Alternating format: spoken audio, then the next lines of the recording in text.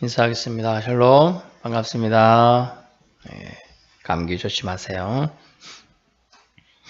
오늘 말씀의 제목은 가장 큰 환란이 되겠습니다. 가장 큰 환란. 부제목은 그날과 진짜 그날.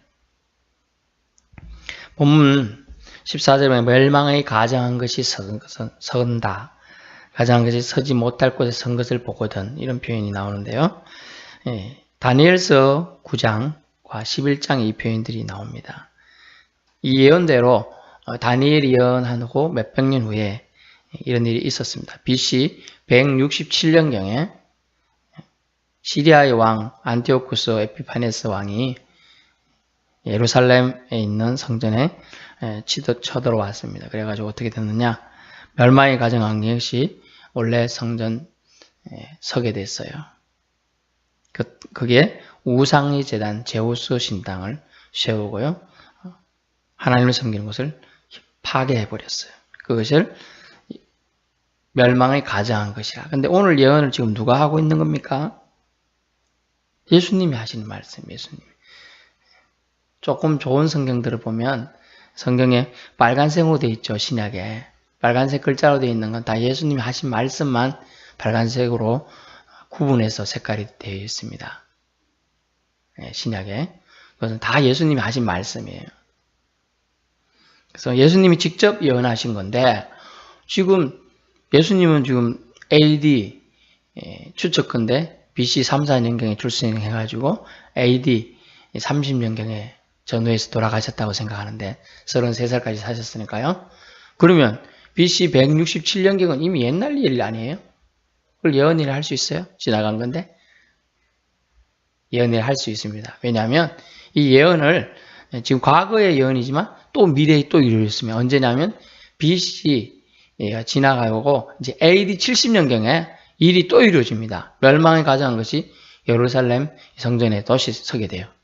그것이 뭐냐 하면 로마 군대에 의한 침략입니다. 로마 장군인 티투스라는 장군에 의해서 돌 위에 돌 하나도 남지 않게끔 혁파가 돼요. 뭐 때문에 그렇다고 그랬습니까? 소문에, 풍문에, 예루살렘 절벽에는 성벽, 오늘날 말하면 벽돌과 벽돌 사이에도 다 금으로 칠했다. 뭐 이런 얘기가 유언비어가 돌아다니니까 다 녹여서 가져가려고 이제 그런 일들이 벌어지게 된 거예요. 실제로는 그 정도까지는 아니었는데 말입니다. 그래서 멸망에 가장한 것은 로마 군대의 상징물이 뭐냐면 독수리입니다. 독수리 깃발이 멸망에 가장한 것이 서지 못할 것이 되냐면 예루살렘 성전에 서게 됐어요. 그대로 70년경에 AD 70년대에 이루어지게 됩니다. 그때 어떻게 했냐? 유대에 있는 자들은 산으로 도망할 때. 예언은요, 언제 가치가 있어요? 예언은 예언한 것이 이루어질 때 가치가 있는 거예요. 유언은요, 유언한 사람이 죽어야 가치가 있는 거예요. 동일하게 이 예언이 이루어졌어요. 근데 지금 예수님이 예언할 당시에는 이루어지지 않았죠. 사람들이 콧방귀 뀌었어요.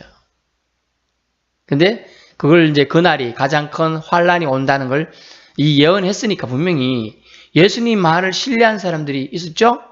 그 사람들이 12제자입니다. 그리고 예수님이 부활승천하시는 장면을 본 사람이 몇 명입니까?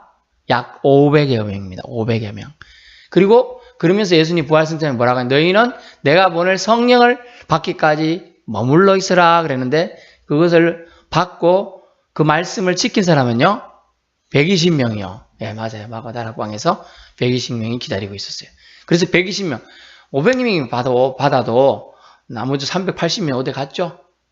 씨앗이 또 뿌려져도 똑같이 뿌려져도 보고 정말 엄청난 체험을 해도 그것을 간직하고 있는 사람은 일부임을 알 수가 있어요. 예언도 똑같습니다. 그래서 언제 환란이 올 것이냐 미리 예언해 줍니다. 이런 일이 있으면 놀라운 일이 발생할 거니까 너희는 대처해라 라는 거예요. 오늘. 그래서 우리는 잘 새기 들을 필요성이 있어요. 왜냐하면 지금은 남들 어떻게 생각할지 모르지만 종말로 가고 있거든요. 그래서 우리는 잘 생각해 보아야 한다. 그 방법들이 이제 나옵니다. 그날이 서지 못한 것에 선 것을 보거든. 이것이 그날이에요. 그날은 가장 큰 환란이 있을 날인데 어떤 날입니까? 보면 영화 전에 한번 얘기했는데요. 폼페이 최후의 날 이런 영화를 봤었죠. 그날은 완전히 멸망한 날이 되었지 않습니까? 근데 오늘 그날을 상징해 보면서 우리가 영화 본 사람들은 속속이 그 기억이 떠오르겠지만 안 본 사람들은 대재앙이 오는 날 이렇게 상상할 수도 있을 겁니다. 그날이 어떤 날인가 봅시다. 이제 말씀 한 개씩 보면 14절 끝부분에 유대에 있는 자들은 산으로 도망할지어다 이렇게 돼 있어요. 산으로 도망가야 돼요. 그날이 되면 어떻게 된다? 도망쳐라. 도망쳐라. 구약에 보면 롯이라는 사람이 있었죠. 롯이 있고 아내가 있고 딸 둘이 있었어요. 미기적 천사들이 와서 소돔 고모라 성 멸망할 거니까 빨리 날아가야 돼. 하도 그래도 미정미정하니까 이제 천사들이 양손에 한 손씩 잡고 데리고 나갔습니다. 그리고 빨리 안 그러니까 좀 재미있는 표현을 하면 점프 날라가지고 빨리 저 야산까지 갖다 놨어요. 그래도 미련이 남아서 뭐 안 가져온 거 없나 내가 뒤돌아보다가 롯의 처는 소금 기둥이 되었다라는 얘기가 성경에 기록되어 있는 겁니다. 미정미정할 데가 없어요. 그날이 되면 성경에 주님이 말씀하신 말은 도망하라 그러는 거예요. 도망하라 산으로. 유대 지역은 이렇게 완만한 구릉지대, 구릉 약간의 언덕 정도예요. 그러니까 더 높은 산으로 물론 이제 해발 좀 높습니다. 뭐 900m, 800m 이렇게 되니까 높은 지대에 있는데 더 높은 데로 도망가라는 얘기죠. 그날이 있을 때는 도망해야 한다는 걸 알 수가 있습니다. 그 다음 15절에는 지붕에 있는 자는 어떻게 하라고요? 내려가지도 말고 집에 있는 무엇을 가지러 들어가지도 말라라고 되어 있어요. 예, 유대 지역에 있는 저 고대 유대 히브리인이 살던 고대 근동 지역에는요 지붕이 우리가 생각하는 이렇게 우리는 초가집, 지붕 또는 기와 지붕 생각 이렇게 생각하고 있잖아요. 이렇게 생각하는. 근데 이들은 다 옥상이 있어요. 이들은 흙벽돌로 지었어도 무조건 옥상을 만들어놨어요. 넓어요. 그리고 그게 뭐 우리나라 옛날 좀 지나서 양옥 지을 때 옥상 만들어가지고 그게 고추도 말리고 가지도 말리고 뭐 이런 거 말레도 말리고 하던 그런 것처럼 다 구조가 되어 있는 구조예요. 그래서 위에 있는 사람은 지금 누군가가 지금 상징성이 뭐냐면 멸망이 가정한 것은 로마 군대가 쳐들어온다는 상징성이 있거든요. 쳐들어오는데 지금 보여요. 집안에서 못 보잖아요. TV 볼 수도 있고 그때 TV 없었습니다만 이야기할 수도 있고 수다 떨다 못 보는데 옥상에 있다가 보니까 본 거예요. 쫙 들면서 오고 있는 거. 얼마나 급한 나머지 보통 집에서 급해서 금반지 하나 챙겨서 가야 되잖아요. 먹고 살아야 되는데. 근데 이들의 지붕 구조는 유사시에 바깥으로 탈출하기 쉬운 비상통로가 항상 만들어져 있을 때예요. 유대 지역. 그래서 집으로 들어오는 길이 아니고 바로 바깥으로 해서 산으로 도망갈 수 있는 그런 구조로 되어 있다고 합니다. 그래서 내려가지 않고 바로 나가라는 얘기죠. 집에 뭐 챙기러 가지 말라. 이유는 뭐냐 하면요. 재물보다 더 귀한 자기의 시간을 잃어버릴 수 있기 때문에요. 다시 그 짧을 것 같아요. 근데 집에 들어가면 어때요? 머릿속에 생각해서 딱 폐물 하나만 챙겨야지 하는데 또 딴 거 생각나네? 또 딴 거 챙기고 이래 하다 보면 시간을 하다 보면 마지노선인 시간을 놓친다는 거예요. 그래서 자기 생명을 구할 시간을 잃어버릴 여지가 있기 때문에 챙기러 가지 말라는 거예요. 그래서 그날에 주님에 대한 예언은 첫 번째 산으로 도망해라. 무엇을 챙기러 갈 시간이 없다. 주님은 예언하고 있습니다. 세 번째는 뭐냐? 밭에 있는 자들의 얘기죠. 밭에 있는 자는 우리가 낮에는 이쪽 지역은 어떤 지역입니까? 좀 덥다 그랬죠. 더워요. 그러면 아침에는 추우니까 겉옷을 이렇게 입고 갑니다.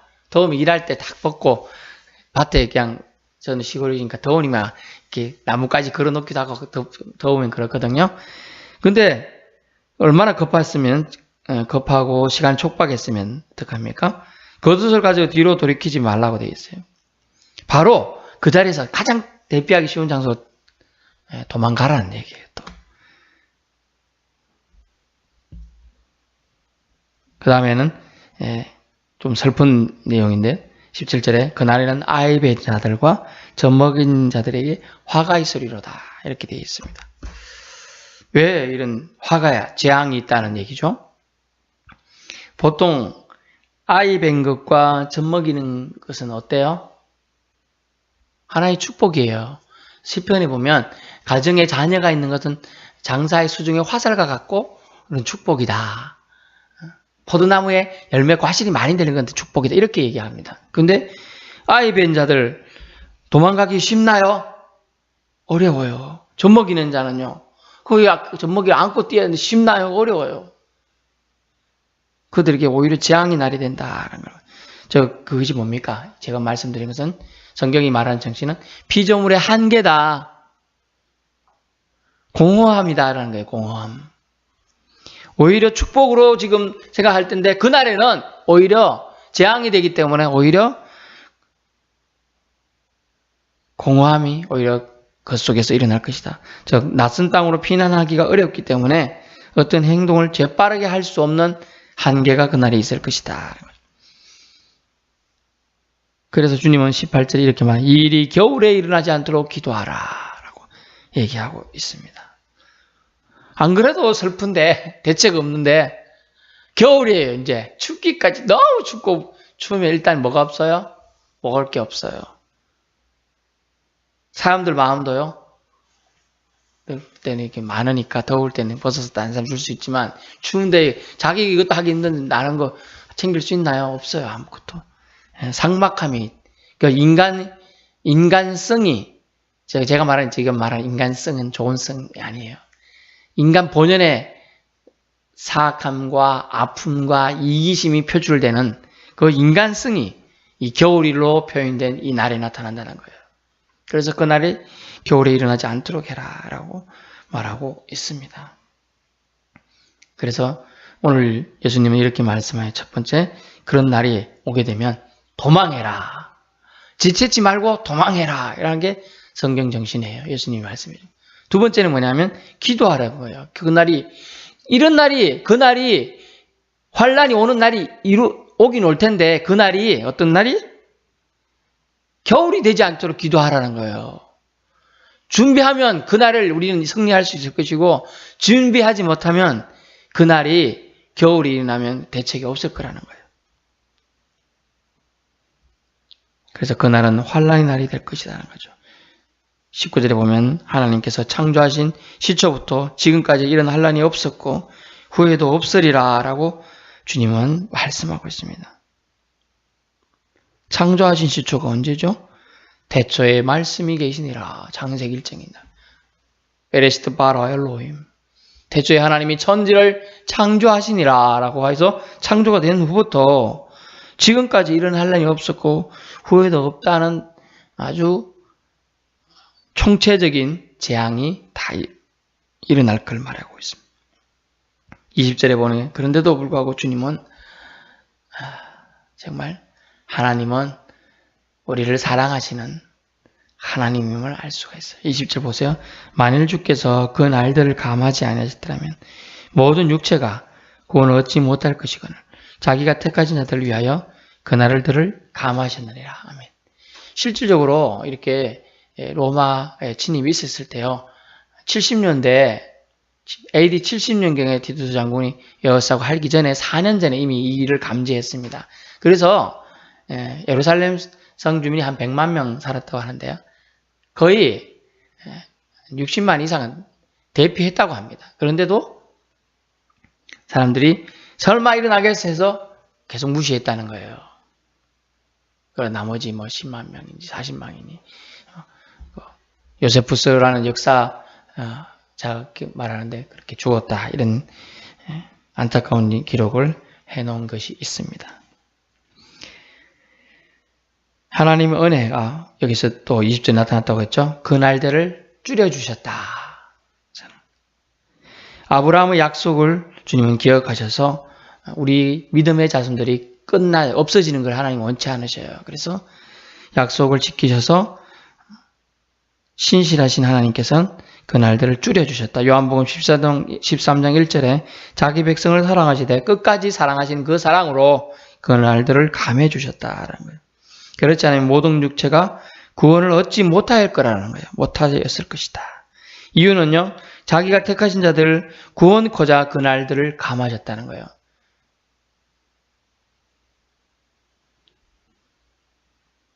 작년에 아주 무더웠잖아요. 그런데 내일이면 시원해지리라, 내일이면 시원해지리라 그러면서 그 무더위가 뭐 석 달, 넉 달 갔잖아요. 얼마나 힘들었어요. 그래서 제가 올해는 그래 기도했어요. 하나님, 작년처럼 저 무더위면 저 죽어버릴 것 같아요. 막 그런 기도를 했어요. 그 하나님 오히려 작년에 반 정도의 더위밖에 안 지나게 해줘갖고 제가 너무 그래서 행복했어요. 그때 끝났다.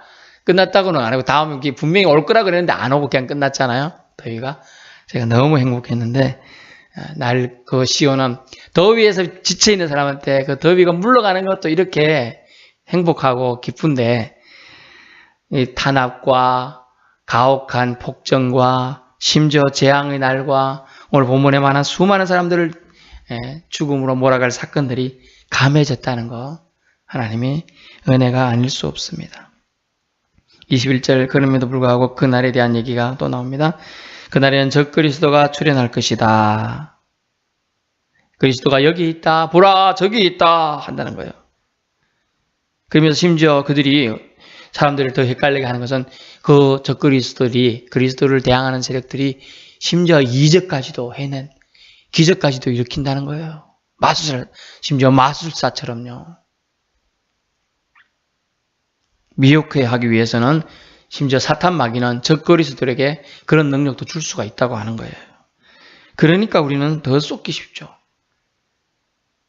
그들을 대항하고 그들을 분간하고 분별할 수 있는 힘을 우리는 길러야 한다. 22절 보면 거짓 그리스도와 거짓 선지자들이 나타날 것이다. 이런 표현이 있죠. 이적과 기사를 향하여 할 수만 있으면 택하신 자들을 미혹하려 함이라 라고 말씀해 주고 있습니다. 너희는 23절 말씀에 그래서 오늘 세 가지 지금 말하고 있네요. 첫 번째는 도망해라, 도망쳐라. 두 번째는 뭡니까? 기도하라, 그날들이라. 세 번째는 삼가라, 주의하라 한다는 23절. 너희는 삼가라, 주의하라, 조심하라, 깨어있으라, be careful, aware, 정신 차려, 그 얘기하는 거예요. 너희는 삼가라, 주의하라. 시골에 가다 보면 이런 글자들이 많이 있죠. 여기 서울에는 거의 없지만은요. 대문에나 간판에 뭐라고 써져 있어요? 대부분 개조심 딱 적혀 있어요. 그러면 왠지 조심하죠. 제가 어릴 때부터 개는 워낙 많이 상대해봐서 조심한 적이 없습니다만은 그래도 그래 경구 써져 있으면 주의하려고 노력은 합니다. 조심하는 게 좋거든요. 그 정도까지 써놨다는 거는. 그리고 개 소리, 짖는 소리 들어보면 이 개가 불독인지 그냥 스피처 같은 그런 애완용인지 다 알 수가 있어요. 하여튼 개는 그런 문구 있을 땐 조심해야 된다. 개는 조심하면서 너희 영혼과 육체가 멸망될 그날이 온다고 하는데 왜 주의하지 않느냐. 이 예언의 말씀이 예수님이 예언부터 짧으면 40년 뒤에 반드시 이루어졌잖아요. 이스라엘 전체가 멸망하게 되는 거죠. 그러면 우리는 가볍게 말씀을 받아서는 안 됩니다. 예언을 가볍게 여기서는 안 돼요. 모든 예언은 하나님의 감동에 의해서 쓰여지고 하나님의 감동된 사람들이 얘기하는 거예요. 물론 그리스도 안에서 예언하는 사람들일 경우입니다. 가볍게 우리는 여기서는 안 된다. 말씀에 기록된 예언들은 반드시 이루어진다는 거예요. 그러면 마지막 때에 이런 일들이 일어날 거겠죠? 그런데 오늘 단서를 우리는 보면서 위안을 받습니다. 재림주가 오는 날, 오늘 지금 이제 두 번째 말한 진짜 그날이 있다는 건데요. 지금 이때까지 장황하게 제가 설명드린 것은 그날일 뿐이에요. 그날. 근데 지금부터 설명드린 것은 진짜 그날이에요. 완전한 멸망, 심판이 있는 날이에요. 그날이 언제입니까? 그날은 예수 그리스도가 천사장의 나팔소리와 호령과 함께 공중권세로 임하는 날, 재림주로 심판하는 날, 그날이 바로 진짜 그날이라는 겁니다. 24절에 그날에 어떤 일이 징조로 나타납니까? 그때 그 환난 후 이렇게 돼 있어요. 그러니까 진짜 그날과 그날은 달라요, 여러분. 우리가 생각하는 환난이 모든 게 끝이라 생각하지만 그렇지 않다는 거예요. 진짜 그날은 24절. 그 환란 후에 일어난다는 거예요. 진짜 그날은. 그래서 우리는 요 틈에 기간이 있습니다. 기간이. 진짜 그날이. 그 환란 후가 있다는 거예요. 그 환란 후가 언제냐. 해가 어두워지고요. 달이 빛을 내지 않는 날이 온다는 거예요. 그때가 이제 예수님이 재림하는 날이에요. 그 전에 멸망의 가정같이 서고, 아이벤더는 무슨 일이 일어나고, 적거리수도 일어나고, 이런 것들은 아니에요. 이건 그날일 뿐이고, 진짜 그날은 인자가 오는 것을 볼 날이 진짜 그날. 우리는 재림주를 기다리는 사람들이잖아요. 옛날 이단들이 1992년 10월 며칠이었는가 그랬어요. 그때 제가 야외 훈련 뛰고 있을 때 신모모 병장 휴거했는지 잘 살펴보고 보고해라. 중대장이 명령을 내렸어요. 그런 일도 있었는데 저 휴거 그때 안 했잖아요. 그 휴거한다는 단체들이 막 심지어 한 달 내내 막 같이 지내면서 음식도 안 먹고 막 그날 주의 옷이 없어 이러고 있던 단체들 다 강하게 시간이 잘못됐나? 나중에 이렇게 핑계대고 하는 이단들이 있었습니다. 주님 오실 날은 진짜 그날인데 그날은 이렇다는 거예요. 태양이 어두워지고 달이 빛을 내지 않는 날이다. 또 25절 별들이 하늘에서 떨어진다. 또 하늘에 있는 권능들이 흔들리게 된다. 지금요, 여러분, 우주 전체가 어떻게 돼요? 여러분, 하늘을 보셨어요? 매일 밤에 뜨는 별들이 하도 충돌하지 않고 잘 갔다가 밤새도록 그 별을 관측하신 분은 있겠지만, 아무 차별 없이 운행하다가 그 다음날 다시 또 다 이렇게 돌잖아요? 이것이 하늘의 권능이 있을 때, 그게 잡혀 있는 거예요. 근데, 그 날에는 이 하늘의 권능들이 흔들리기 때문에 자기 마음대로 날아가서 박치기하고 사고나고 난리 난다는 얘기예요. 이 표현은요. 그리고 그날은 어떠냐? 예수님 오시는 그날은 26절. 인자가 구름을 타고 큰 권능과 영광으로 오시게 되는 것을 사람들이 보게 돼요. 예수님이 부활 승천하는 그 장면을 500의 형제들이 본 것처럼 그날도 모든 사람들이 이것을 보게 된다는 거예요. 27절. 그날. 제가 말한 지금 그날은 예수님이 오시는 날이에요. 오시는 날. 진짜 그날입니다. 그때 천사를 보내어 사방에서 택하신 자들을 불러 모으신다는 거예요. 이제. 지금. 그날이 만약 오늘 2017년 11월 1일 저녁 8시 45분이다. 예수님이 지금 임하셨고 지금 만약 이스라엘 그 하늘에 임하셨나? 우리는 보여요. 이론적으로 생각해 봅시다. 지금 우리가 하늘에서는 우리가 보이죠. 우리는 보일 것 같아요? 안 보일 것 같아요? 근데 그날에는 보인다는 거예요. 그래서 천사들을 보내서 여기 대한민국 의왕시에 있는 우리 주님께서 예배드리는 이 사람들을 하나님 택하신 자들이라 하고 천사들 통하여 불러서 데려가신다는 얘기예요. 그때 천사를 보내어 사방에 택하신 자들을 모으실 것이다. 저는 이것을 믿습니다. 믿음 생활 하려면요. 믿음이 좀 더 성장하려면요. 말씀이 말씀으로 믿어지면 한 단계 믿음이 업그레이드 됩니다. 성장이 이루어져요. 그렇지 않으면 뭔 얘기야. 꽁 같은 건데 거짓말인데 이래 되면요. 의심이 자꾸 들어와요. 의심은 두 마음이라 그랬어요. 듀비어스란다는데 두 개예요. 갈라지는 거예요. 이런가 저런가. 이건가 저건가 이렇게 되는 거죠. 그러면 그때부터 사탄 마귀는 그걸 휘집고 들어와요. 그래서 우리 마음을 헷갈리게 해줘. 헷갈리제이션이 되는 겁니다. 결론입니다. 결론은 경고죠. 첫 번째 경고는 잃는 자를 깨달으시오. 이 경고죠. 14절에 잃는 자는 깨달을진저 이렇게 되어 있어요. 깨달아야 한다. 어떻게 깨달느냐? 가장 큰 환란 시에 우리는 깨달아야 되는데 그 깨달은 방법은 믿음으로 반응해야 돼요. 첫 번째가 도망해라. 14절부터 17절 나와 있죠. 지체 없이 그것도 주저하지 말고 도망쳐라. 근데 어떻게 해요? 최대한 가볍게 빨리 도망갈 수 있는 방법으로 도망쳐라 라고 얘기하고 있어요.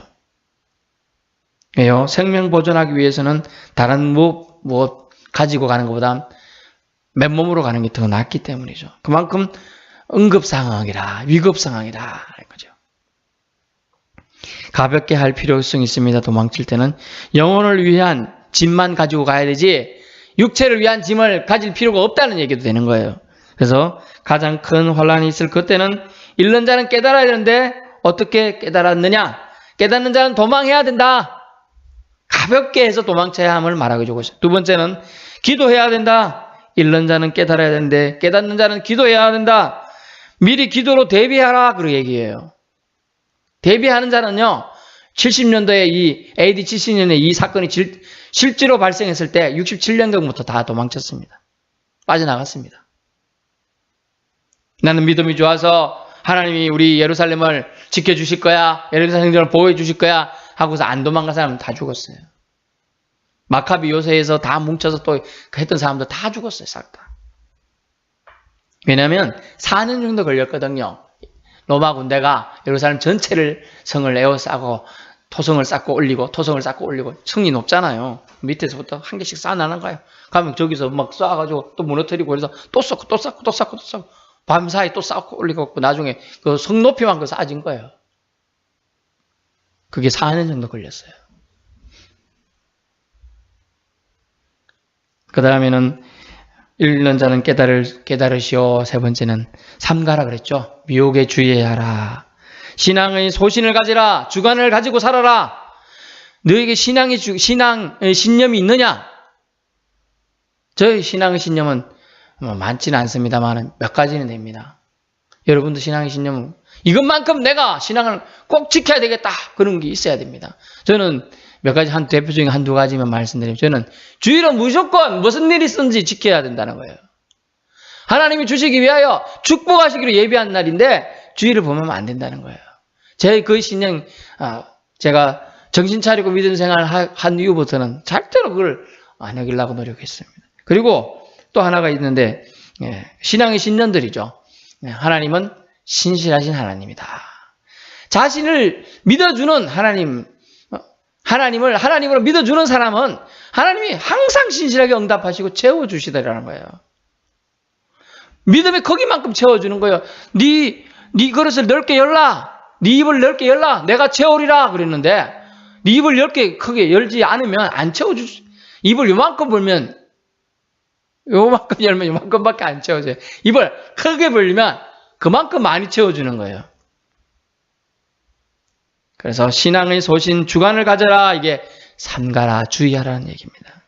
흔들리지 않은 견고한 신앙으로 여러분을 무장하지 않으면 마지막 때 마지막 큰 환란이 왔을 때 여러분은 흔들리고 넘어지고 자빠진다. 주기철 목사님 지난번에 영화 같이 봤잖아요. 담대한 신앙 가지기 힘들어요. 온 기독교 한국에서 기독교 하는 교단들이 다 넘어졌잖아요. 근데 주기철 목사님 버텼잖아요. 어떻게 버텼어요? 죽음으로 그냥 버틴 거예요. 그건 쉬운 얘기가 아닌 거죠. 신앙의 소신이 있는 사람, 나는 죽음과 하나님 믿는 신앙을 바꾸지 않겠다는 그런 결단이 소신이 있었기 때문에 그렇게 할 수 있었던 겁니다. 우리가 마지막 때 잃는 자는 깨달아야 되는데 도망해야 된다. 그러면 도망해야 돼요. 나는 하나님이 다른 건 다 하나님 말씀 있는데 도망하라는 말씀은 이건 잘못된 거야. 난 안 믿을래 하고 안 도망가면 안 돼요. 도망가라고 했으면 도망가야 되는 거예요. 그게 순종이고 믿음인 거예요. 그 다음에 기도하라. 그런데 자신을 하나님 날 지켜주시겠지 하고 기도하고 준비하지 않으면 이게 믿음이야 반응이 아니에요. 기도하라 했으면 기도해야죠. 나만 예외일 거야. 나는 겨울이 아니고. 아니 겨울이 일어난다는데 날 수도 있다고 지금 얘기해 주는데 겨울 일어나지 않고 기도하라잖아요.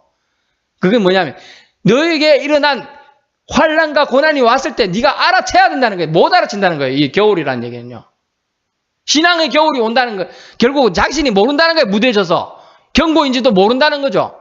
그렇게 되지 않도록 연단과 훈련을 알아챌 수 있도록 영적으로 깨어있으라는 얘기가 바로 기도하라는 얘기예요. 우리에게 알려주시고 계시는 거예요. 그리고 마지막에 미혹에 주의해야 된다. 너를 속이고 넘어뜨릴 세력들이 가득할 텐데 그때 너희는 신앙의 소신으로 그것을 돌파해 나야 한다. 그날에는요 가볍게 맞이할 수 있는 날이 아닙니다. 하지만 그 날엔 환난의 날에는 가벼운 게 희망이고 축복이죠. 이 말은 뭐냐면 도망가기 편하게 하라. 지체지 않는 게 중요하다. 생명 가치 위에 딴 것은 신경 쓰지 말고 행동하라는 얘기입니다. 인간적인 축복은 오히려 저주가 그날은 될 수가 있다. 재앙이 될 수 있다. 아이 벤 자들이나 이런 비유를 통해서 얘기해 주고 있어요. 아이 벤 자들인가 또 젖먹인 애들 데리고 있어서 6.25 때 전쟁 때 그랬다고 해요. 막 38선 경계로 해서 사람들이 왔다 갔다 하고 있었습니다. 그때까지만 해도 뭐 전쟁이 그렇게 심각하게 반응하지 않았을 때인가 봅니다. 근데 이제 내려가려 할 때 어느 날 38선을 갑자기 철책을 세우더니 더 아무도 동감 못하게 무조건 다 죽인다 이렇게 되는 거죠. 그걸 소식을 듣고 넘어가려고 했는데 애 둘 데리고 남편은 가다가 먼저 가게 됐고 애 둘을 데리고 있는데 한 명 더 아기가 있었어요. 여인이 한 명, 두 명을 손잡고 얼폭 가는데 애가 막 갑자기 울어가지고 덜키고 다 죽을 입장이 돼서 어떻게 됐어요? 그 애를 우니까 소리가 발각되면 다 죽을 수 있으니까 애 울지 못하고 입을 막았습니다. 우는 걸 입을 막고 그 사람 한참 와서 군인들이 살피니까 숨겨 있었습니다. 너무 오랫동안 막고 있었죠. 코는 숨을 쉬게 했어야 되는데 너무나 급한 날이 다 먹었던 거죠, 다. 그리고 애가 나중에 안전했을 때 봤을 때 애가 죽은 거예요. 그런 사건이 많았어요. 그날이 환난의 날이 되는 거죠. 그런 날이 환난 때 온다는 거예요. 환난은 최후의 그날은 그럼에도 불구하고 주님은 오늘 환난의 날은 최후의 그날이 아니다. 인간적인 환난 공고는 최후의 기점이지만 너희가 맞이할 최후의 날은 예수님이 재림하시는 그날이다. 그것은 환난 후에 있다는 거예요. 환난 후에. 진짜 그날을 그 후에 온다는 겁니다. 그 후에 진짜 그날, 즉 인자가 오실 날은 어떤 날이냐? 자연이 재해가 아니고 자연이 해체되는 날이다. 자연적인 권능이 무너지는 날이다. 권능이 흔들린다고 되어 있죠. 계시록 21장 1절에도 나오는데요. 권능들이 흔들려요. 하늘 체계가 이게 운행되게 조화롭게 되는 것이 무너지게 되는 날이라는 거죠. 그걸 통하여 주님이 재림하는 걸 확실하게 기점을 잡고 있어요. 인자 오심을 그날에는 인자가 오실 날을 다 보게 되는 날이다. 그리고 그날은 주님은 최후의 날은 모든 것을 흔드신다는 걸 알 수가 있어요. 24절 27절에 보면 하나님께 집중하기 위해서 모든 하나님이 창조하신 모든 것들은 그 근간을 흔드시겠다라는 것이 인자가 오실 날을 진짜 그날이 되는 겁니다. 로마서 12장 2절에 보면 시대를 바르게 분별할 힘이 절실히 필요함을 알게 됩니다. 너희는 이 시대를 본받지 말고 하나님이 선하시고 온전하시고 거룩하신 뜻이 무엇인가를 분별하도록 하라라고 했습니다. 그러면서 더욱 깨어있는 하나님을 찾는 지각 있는 사람을 주님은 찾고 계시고 그런 자가 우리들이 되기를 원하고 있으십니다. 기도하겠습니다. 사랑해 주님 감사합니다.